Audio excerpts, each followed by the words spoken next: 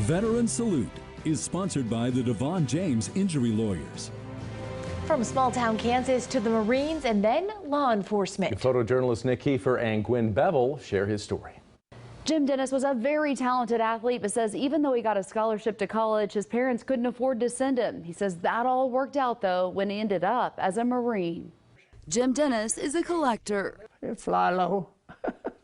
From lots of hardware won in this fast car, And it was handed out to the troops.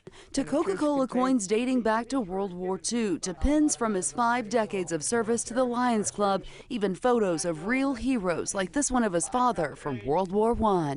He ran off and enlisted when he was 17. His older brothers also served. One survived the invasion of Normandy. I didn't pick the Corps. The Marines picked me, and I'm so proud that they did. He was one of 8 chosen out of 50 recruits. I think mine was either the second or the third name that he called off of the list that was going to the Marines. This group did something few others had done before. They had a perfect competition drill, so they figured their sergeant would give them a little more freedom. He made us polish our shoes, shine our shoes and polish our belt buckles. He said, "You're an honor platoon." He said, "You're going to look like one."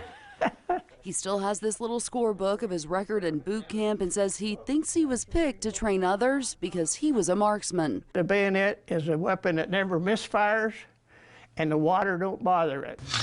And nearly 70 years after he was preparing troops for the Korean War, I hadn't had it out for so many years. he can still show you how to use one. Go in, turn it, and then pull it out. Some recruits picked up this move and the others quickly. Some of them got kicked out of bayonet training. He says all those who came through their camp benefited, especially those who were headed to combat.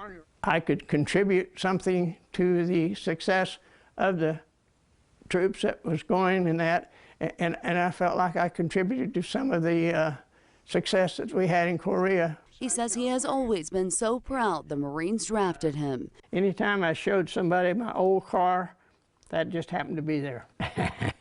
He says of all the things he has on display in his home, There's one thing you can't see.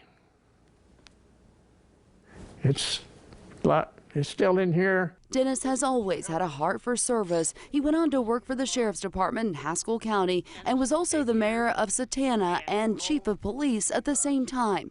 His high school sweetheart Beth was there for it all. The two were married 66 years and traveled a lot of miles in perhaps their favorite collectible of all time. We never put that on a trailer. We had too much fun driving it.